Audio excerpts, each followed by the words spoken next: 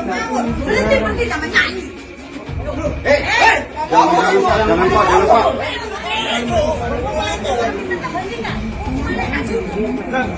Belum kering mulut ini bahas pembubaran ibadah mahasiswa Katolik di Tangsel, sudah terjadi lagi pembubaran doa di rumah di PCI Perumahan Cermi Indah Kabupaten Gresik. Jemaat lagi doa di rumah, digeruduk warga yang ngamuk minta supaya jemaat berhenti nyanyi-nyanyi. Klarifikasi pengurus RW katanya di perumahan itu dilarang ibadah di rumah. Pak RW, kenapa yang tidak boleh ibadah di rumah cuma yang Kristen aja? Kenapa yang Islam masih boleh sholat di rumah? Kalau memang dilarang ibadah di rumah, ya yang Muslim juga tidak boleh dong sholat di rumah. Kalau cuma berlaku ke warga Kristen aja, itu namanya diskriminasi SARA dan fobia sama agama Kristen, Pak RW. Yang kayak gini mau protes penindasan Zionis, sementara di negeri sendiri jadi Zionis, nindas ke umat Kristen. Umat Islam boleh ibadah sholat di rumah, tapi umat Kristen tidak boleh ibadah nyanyi di rumah. Ini pemahaman Zionis syariah yang harus kita lawan bersama. Selama belum ada itikat baik dari pemerintah untuk mitigasi fobia Kristen yang semakin menjadi-jadi ini, umat Kristen harus bangkit lawan pemahaman Zionis syariah yang melarang ibadah di rumah. Ibadah di rumah adalah hak yang dilindungi undang-undang. Assalamualaikum. Saya mau meluruskan narasi sesat rumah tidak boleh dipakai ibadah dan ibadah itu harus di gereja. Ini narasi sesat dan biadab. Kalau rumah tidak boleh dipakai ibadah, berarti kita umat Islam juga tidak boleh sholat di rumah. Sholat wajib di masjid. Tapi kan faktanya kita umat Islam boleh sholat di rumah. Begitu juga kalian umat Kristen. Ya boleh ibadah di rumah. Boleh ibadah di rumah. Jadi kalau kalian umat Kristen dilarang ibadah di rumah dengan narasi ibadah harus di gereja, itu adalah narasi sesat yang berbau Kristenfobia dan diskriminasi SARA. Lawan. Ayo, galakan ibadah di rumah. Hak beribadah di rumah adalah hak kalian yang dilindungi undang-undang. Hak kalian yang dilindungi undang-undang. Sebarkan lagi video ini, lawan Kristenfobia, lawan diskriminasi SARA. Dengan ini menyatakan menolak pemberian izin, rekomendasi, dan pembangunan sarana ibadah non-muslim di wilayah Sindang Jaya. Terima kasih. Assalamualaikum warahmatullahi wabarakatuh.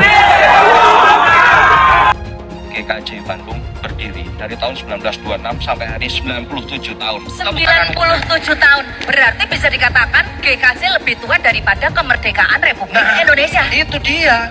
Tapi yang aneh itu, dulu sebelum merdeka bisa mendirikan gereja. Nah setelah merdeka, lah kok susah mendirikan gereja. Setidaknya 200 gereja disegel dan ditolak dalam 10 tahun terakhir. Dan yang terbaru adalah pelarangan kegiatan ibadah yang terjadi di daerah Padang.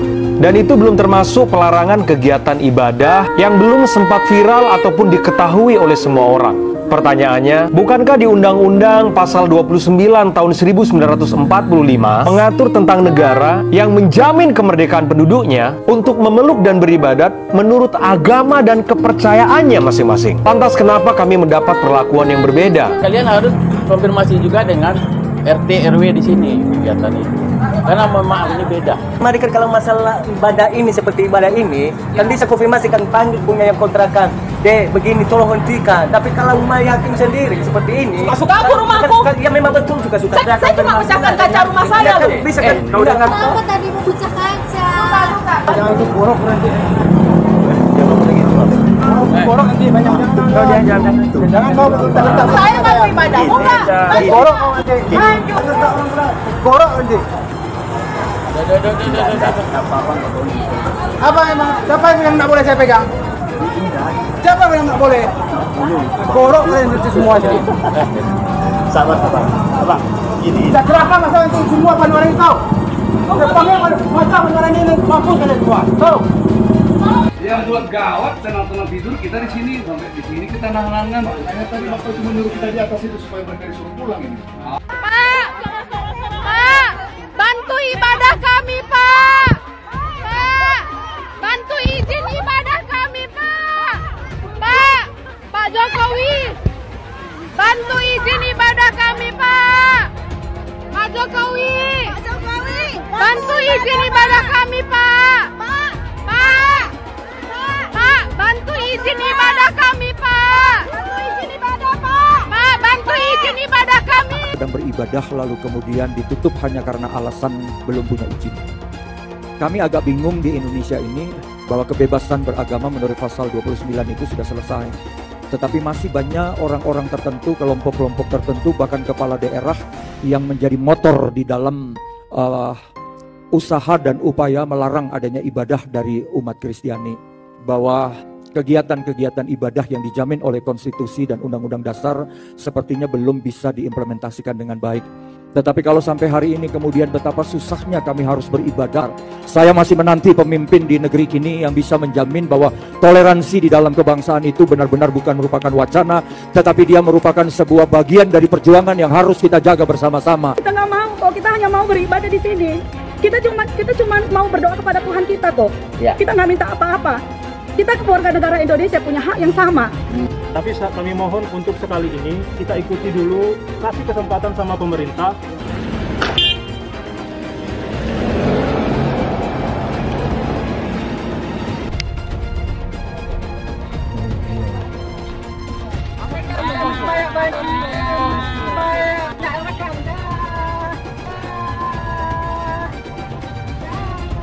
Dari dulu saya sudah mengingatkan kalau MUI bisa jadi sarang sebenarnya dari kelompok radikal. MUI dengan segala kelebihannya adalah rumah terbaik bagi kelompok radikal untuk menguasai dan mengkapitalisasi umat muslim di Indonesia. Inilah kelicikan yang membawa nama agama. Setiap tahun ada saja kontroversi yang mereka keluarkan yang tidak membawa kesejukan dalam bernegara. Saya sendiri nggak tahu gunanya MUI itu apa. Ngeri memang MUI ini. Dengan label ulama, mereka menguasai penuh fatwa untuk umat Islam di Indonesia. Selain itu, selama bertahun-tahun mereka menguasai sertifikat halal di Indonesia dengan konsumen jutaan produk dan dananya tidak teraudit.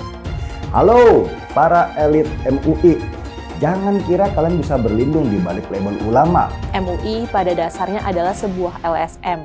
Walaupun tidak memiliki otoritas yang resmi, sayangnya MUI kelihatan abai dalam hal menjaga keharmonisan hubungan antar umat atau antar aliran. Sering terdengar berbagai bentuk penolakan dan kekerasan dilakukan terhadap hak beribadah umat Kristen. Walaupun bukan sebuah lembaga negara atau otoritas resmi, MUI ini adalah lembaga yang didengar pendapatnya oleh umat Islam. Karena itu, salah satu pihak yang seharusnya berperan untuk menghentikan aksi-aksi semacam ini adalah MUI. Tantangan terbesar yang harus dihadapi MUI saat ini adalah kelompok-kelompok yang tidak toleran atau bahkan kelompok-kelompok radikal. Saya lihat perhatiin sikap MUI ini semua, setiap ada membuat fatwa itu yang tidak menyenangkan, yang ingin buat gaduh. Sepertinya Anda nih bermusuhan sekali dengan yang namanya non-muslim. Yaitu seperti Anda memandang selain Islam itu kafir. Ini lembaga apa ini MUI ini lama-lama saya lihat? Apa sih MUI? MUI itu bukan apa-apa buat negara ini. Ada dan tidak ada MUI itu nggak menambah sebetulnya. Justru keberadaan MUI ini membuat masalah. MUI itu cuma sebatas ormas kok. Ini semua muslim loh, mayoritas ini yang menolak MUI, termasuk saya menolak MUI. Justru Anda membuat onar. Rakyat se-Indonesia termasuk saya ingin MUI dibubarkan. Jadi lebih bagus bubarkan MUI, bubaran MUI, cukup ada Departemen Agama. Sumbernya atau dalang dibalik pelarangan pendirian rumah ibadah adalah MUI. MUI membuat surat yang mana melarang sebenarnya pendirian ibadah ini. Pelarangan rumah ibadah terus berlangsung, dan ini akan terus terjadi kalau dibiarkan. Mereka percaya menolak atau menghancurkan gereja adalah langkah yang bukan hanya diridhoi, tapi bahkan juga diwajibkan oleh Allah. Karena mereka percaya dengan ayat-ayat Al-Quran yang menurut mereka memerintahkan umat Islam untuk memerangi kaum kafir. Ayat-ayat memerangi kaum kafir itu memang ada dalam Al-Quran. Tapi makna kafir di sana tidak pernah berarti semua orang non-muslim. Karena itu sungguh mengherankan bahwa MUI merasa tidak perlu bersikap soal pelarangan gereja ini. Pendiaman ini menyebabkan serangan terhadap umat Kristen terus berlangsung. Bila MUI terus membiarkan kejahatan ini terus terjadi, nama Islam akan terjerumus ke dalam lembah kehinaan. Bahkan lebih dari itu, bila MUI bungkam, MUI sebenarnya sedang membiarkan para pelaku penyerangan dan perusakan itu berada di jalan yang sesat.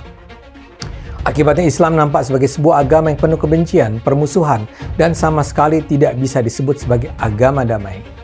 MUI harus menyerukan dihentikannya pelarangan gereja. MUI harus menyerukan umat Islam untuk menganggap umat Kristen sebagai saudara. Asalnya gedung ini tidak digunakan lagi untuk kegiatan ibadah. Ini yang mencoreng kota Binjai dari kereligiusannya, dari kedamaiannya. Kita meminta supaya tidak ada kegiatan di sini. Kami dari masyarakat yang berada dari lingkungan 1 sampai 6 turun untuk dilarang beraktivitas seperti itu. Jadi kalau misalkan ada tamu, nanti kan kami dengar. Kami dengar. Memang kita ngaji, kami cuma berdoa, kami berdoa aja, cuma 12 orang. Iya, cuma kan izinnya itu. Poin penting di SKB 2 Menteri ini yang perlu kita ketahui bersama. Pada bab 1 pasal 3 dari aturan SKB 2 Menteri disebutkan, rumah ibadat adalah bangunan yang memiliki ciri-ciri tertentu yang khusus dipergunakan untuk beribadat, tidak termasuk tempat ibadat keluarga. Poin pentingnya adalah tempat ibadat keluarga tidak perlu pakai izin. Apa itu yang dimaksud dengan tempat ibadat keluarga? Kalau di Islam namanya musola, kalau di Kristen namanya kapel atau rumah doa. Apakah perlu izin untuk bikin musola di rumah atau di ruko? Tidak. Begitu juga untuk bikin kapel di rumah atau di ruko, tidak perlu minta izin. Jadi umat Kristen ibadah di rumah atau di ruko tidak perlu minta izin. Saya ulang, tidak perlu minta izin. Banyak Pak Pendeta dan jamaat tidak tahu pengecualian ini, sehingga mereka pasrah saat ada yang datang membubarkan. Ibadah di rumah dan di ruko sama seperti umat Islam sholat jamaah di musola rumah atau di musola ruko. Dibolehkan oleh SKB 2 Menteri dan tidak perlu minta izin pada siapapun. Jadi tolong pahami pengecualian ini dan jangan lagi mau dibubarkan. Kita mau jujur, SKB 2 Menteri hanya berlaku bagi kaum minoritas saja. SKB 2 Menteri seringkali digunakan menjadi instrumen atau alat untuk menggebuk kaum minoritas, mengancam kebebasan beribadah. Mirisnya tidak terlihat semangat dan kesungguh-sungguhan dari Kementerian Agama dan pemerintah Indonesia untuk merevisi SKB 2 Menteri ini. Itu sebabnya saya mau mengajak melalui video ini, sama-sama kita berjuang untuk menegakkan konstitusi dengan tujuan utama merevisi kembali SKB 2 Menteri ini. Ya, saya tidak mau suatu saat anak-anak saya ketika tumbuh dewasa masih harus berjuang untuk kebebasan beragama. Mari sama-sama bergandengan tangan, berjuang untuk merevisi SKB 2 Menteri ini sehingga Indonesia menjadi rumah yang nyaman bagi semua golongan dan semua agama. Sebenarnya penegakan hukum di Indonesia ini untuk orang-orang intoleran itu sudah bagus, asal jangan pernah berpikir kalian minoritas. Kalau kalian tidak melaporkan, bagaimana bisa diproses? Nunggu sejuta umat bersuara, menyuarakan itu, tapi cuma komentar, tindakannya nggak ada. Bilangnya apa? Kita cuma minoritas. Itulah karena kalian tidak nasionalis, makanya kalian itu mengecilkan diri kalian sendiri. Kita ini punya hak yang sama di Indonesia, ya. Semua yang beragama itu mempunyai hak beribadah. Sejauh ini, cuma teman-teman dari Dharmapala loh yang berani menuntut keadilan, bukan karena mereka minoritas, tapi karena mereka punya hak yang sama sebagai warga negara Indonesia. Apakah dalam prosesnya teman-teman Dharmapala itu lancar-lancar saja? Tidak. Kasusnya pernah ditolak dengan alasan laporannya sudah ada atau sudah ada yang melaporkan. Tapi mereka terus kawal, terus kekeh. Akhirnya mantan Menteri Roy Suryo bisa dimasukkan ke penjara atas dasar penghinaan terhadap lambang-lambang agama. Apalagi ini yang menyetop orang beribadah, bukan siapa-siapa pula. Terus kenapa alasannya kalian tidak mau bersuara? Kalian tidak mau melakukan, kalian tidak mau melaporkan. Kenapa? Bersatu, berbuat. Jangan cuma diam. Mengenai kebebasan beribadah dan kebebasan beragama. Beragama Kristen, Katolik, Hindu, Konghucu, hati-hati, ini memiliki hak yang sama dalam beribadah. Beragama dan beribadah itu dijamin oleh konstitusi kita, dijamin oleh Undang-Undang Dasar 1945, Pasal 29 ayat 2. Dandim, Kapolres, Kapolda, Pangdam harus ngerti ini. Jari, Kejati, FKUB misalnya, maka tidak memperbolehkan membangun tempat ibadah. Hati-hati loh, konstitusi tidak boleh kalah dengan kesepakatan. Karena saya lihat masih terjadi. Kadang-kadang saya berpikir sesusah itukah orang yang akan beribadah. Sedih kalau kita mendengar. Bagaimana dalam agama Islam seorang muslim karena jabatannya dia memberi izin berdirinya rumah ibadah seperti kelenteng, gereja, dia dapat dosa jariah mengalir terus sampai hari kiamat. Setiap berbunyi teng teng bisa dibelangkung malaikat, teng kelompang, teng kelompang, teng kelompang, teng kelompang. Rasakanlah tuh, rasakan. Pancasila Soekarno, ketuhanan ada di pantat. Anak Tuhan dari mana? Kalau Yesus anak Tuhan, bidangnya siapa? Besok di seluruh wilayah Indonesia kami katakan Karena di salib itu ada jin kafir. Karena di salib itu ada jin kafir. Karena di salib itu ada jin kafir. Haleluya. Kepalanya ke kiri apa ke kanan? Kepalanya ke kiri apa ke kanan? Tetap percaya salib itu lambang mulia, bukan jin.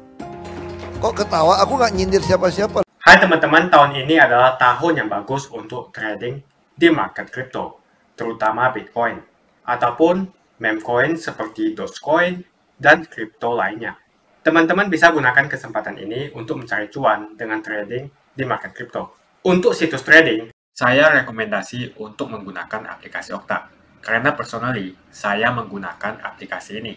Alasan lainnya kelihatan di sini. Untuk aplikasi Okta sudah dapat penghargaan sebanyak ini sebagai aplikasi trading dan investasi terbaik di Asia sejak beroperasi di tahun 2011. Untuk aplikasi Okta merupakan tempat yang lengkap buat teman-teman untuk trading kripto, forex, saham global, dan lainnya. Untuk trading, teman-teman cukup registrasi dengan menggunakan link di kolom deskripsi, lalu deposit, tentukan apa yang ingin kalian tradingkan, lalu tekan tombol buy.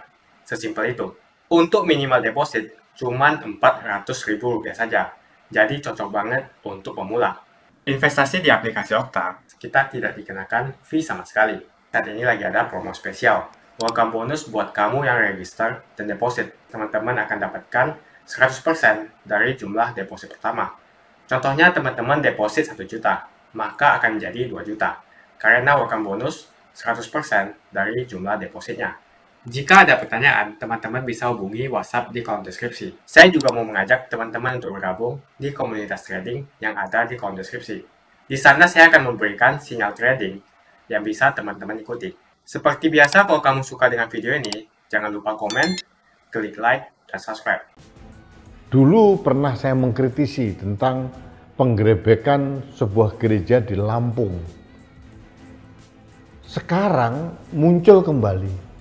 Kali ini hanya selemparan batu dari Jakarta, dari ibu kota negara. Tepatnya di Tangerang Selatan. Ini ceritanya sekelompok mahasiswa dari Universitas Pamulang yang beragama Katolik sedang melakukan doa rosario. Ini doa biasa, tidak mengganggu orang, tidak mengganggu siapa-siapa, tidak pakai musik hingar-bingar, tidak mengkooptasi jalan raya, hanya di sebuah rumah. Itu doa rosario, itu doa yang sangat sakral buat umat Katolik. Tiba-tiba sama Pak RT dan kelompoknya digerebek habis-habisan, dan mereka datang dengan membawa senjata tajam, memukuli mahasiswa, bahkan banyak juga mahasiswa perempuan, dan bahkan ada juga yang sempat kena bacok, entah apanya. Alasannya mereka rumah tidak boleh untuk beribadah, kalau mau beribadah di gereja saja. Ini kan otak somplak. Kita boleh beribadah di rumah kita masing-masing, mungkin dengan 1, 2, 3, 4 orang teman. Aturan mana yang dilanggar oleh mahasiswa-mahasiswa itu? Justru aturan dari ketua RT setempat dan kelompoknya yang otaknya somplak ini yang menurut saya yang banyak melanggar peraturan. Itu melanggar hak asasi manusia, melanggar hak suatu kelompok untuk memeluk agama dan menjalankan ibadah agamanya. Kalau rumah tidak boleh beribadah, rumah kita orang muslim ini sering dibuat sholat berjamaah, sering dibuat pengajian, sering dibuat selamatan, kendurian, tahlilan, mauludan bahkan. Biasa saja. Siapa bilang beribadah harus di gereja atau di masjid atau di wihara? Justru kelakuan mereka itu memperburuk citra Islam. Islam itu adalah rahmatan lil alamin, rahmat bagi sekalian alam, bukan sekedar rahmat bagi hanya orang Islam. Alam berarti manusia dengan segala keberagamannya. Saya nggak tahu nih pertimbangannya apa ini. Jujur saya tidak habis pikir dengan orang-orang seperti itu. Saya beragama Islam gitu. Jujur saya malu melihat kelakuan sekelompok orang yang berperilaku seperti itu. Kadang-kadang mereka lupa di teman-teman kelompok kecil ini. Mereka itu kalau lagi pengajian misalkan itu menutup jalan, pakai speaker yang sangat besar, luas, kencang. Apakah mereka tidak berpikir mengganggu gitu? Pertanyaannya, adakah yang menggerebek mereka? Tidak ada, karena mereka merasa mayoritas, diatur oleh konstitusi, agama Islam, Kristen, Katolik, Hindu, Buddha, Konghucu, itu agama resmi. Artinya semua umat beragama dari 6 agama ini berhak menjalankan ibadahnya, menjalankan ritual keagamaannya tanpa gangguan dari pihak manapun. Jadi saya tidak habis pikir ini. Ini kelompok-kelompok yang tersesat oleh ajaran, mungkin pengajar agama, pendakwah agama yang alirannya itu aliran yang sangat menyesatkan. Dan saya mohon kepada aparat kepolisian setempat harus proaktif menelusuri dan mempidanakan. Bagi saya ini bukan hanya ada unsur pemidanaan, tapi ada unsur penistaan agama juga. Selain melakukan tindak pidana kekerasan, mereka juga ada penistaan agama. Saya bisa membayangkan bagaimana kalau kita sedang pengajian di rumah kita digerebek oleh tetangga kita. Apa begini kelakuan mayoritas? Jujur saya sebagai bagian dari mayoritas itu malu kalau melihat kelakuan seperti ini. Nabi itu mengajarkan kasih kepada sesama manusia. Nabi Muhammad itu mengajarkan itu. Kalau kalian tidak mengikuti ajaran Nabi Muhammad, perilaku budi baik Nabi Muhammad, lalu siapa yang kalian ikuti? Sekali lagi saya katakan, kebebasan memeluk agama dan menjalankan ritual agama itu dijamin oleh Undang-Undang Dasar 1945. Jadi sekali lagi saya mohon kepada aparat kepolisian untuk melindungi umat agama apapun untuk menjalankan ritual agamanya dengan baik, dengan tenang, dengan damai. Dan itu merupakan citra buruk bagi Indonesia. Doa Rosario itu adalah doa yang sakral bagi umat Katolik. Biarkanlah mereka beribadah dengan tenang, tidak mengganggu. Apa sih yang diganggu dengan doa-doa kepada Tuhan, padahal Tuhannya sama. Jadi saya kadang-kadang berpikir keras ini, bagaimana mengatasi ini? Bagaimana dalam 10 tahun ini kita tidak ada kemajuan masalah sikap toleransi untuk menghormati keberagaman di Indonesia ini. Dan saya mohon maaf, saya sebagai orang Muslim mohon maaf kepada adik-adik saya mahasiswa di Universitas Pamulang yang doa rosarionya diganggu oleh sekelompok orang yang berpikiran sempit.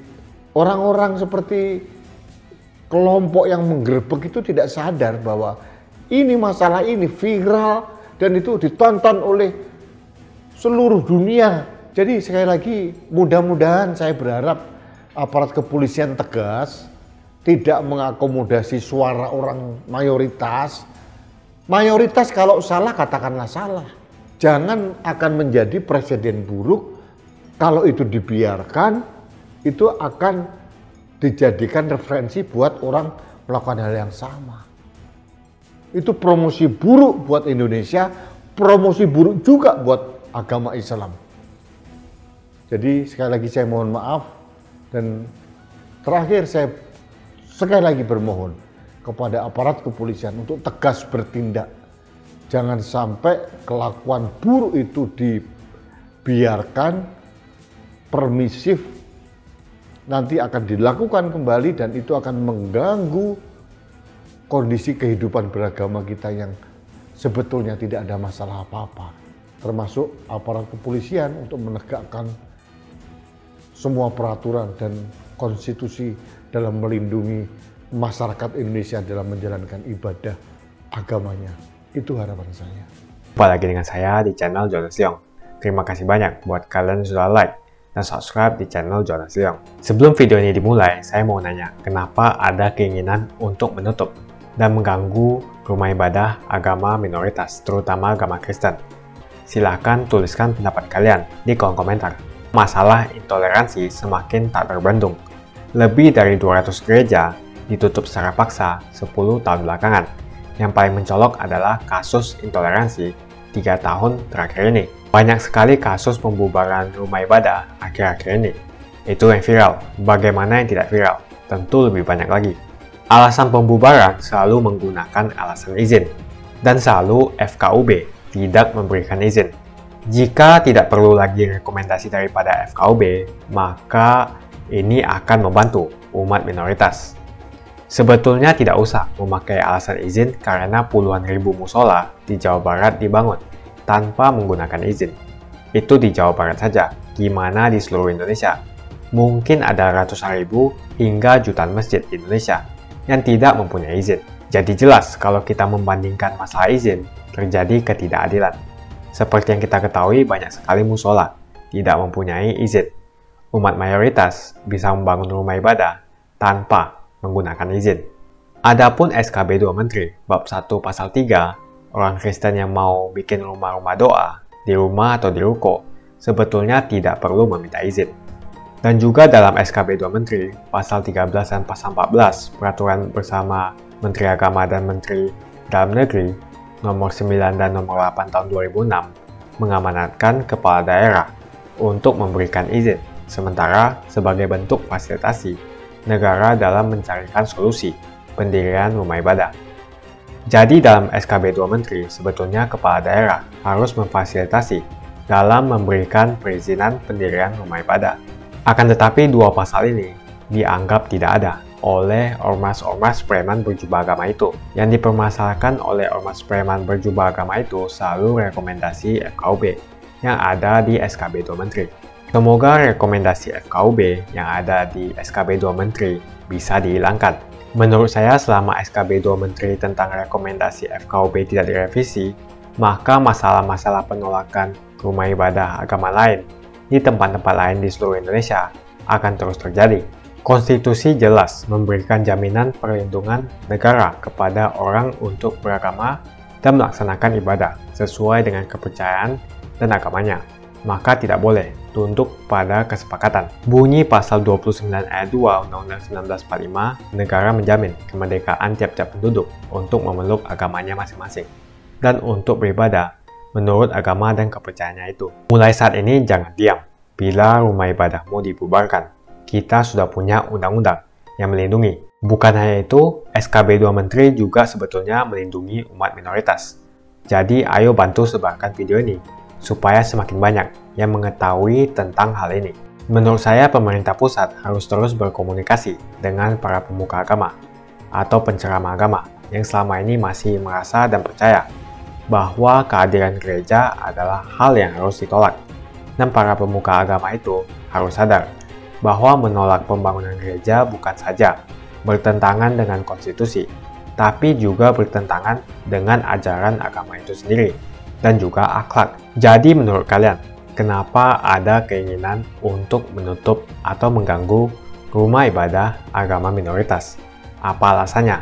Tuliskan menurut kalian apa alasannya, dan kita akan bahas di video selanjutnya. Jika kalian suka dengan pembahasan saya tentang perizinan rumah ibadah, pastikan Anda semua menekan like di video ini. Dan bagikan video ini ke teman dan family Anda supaya mereka semua mengetahui informasi ini. Tekan tombol subscribe dan bunyikan lonceng notifikasi supaya kamu tidak ketinggalan info dari channel Jonas Leong.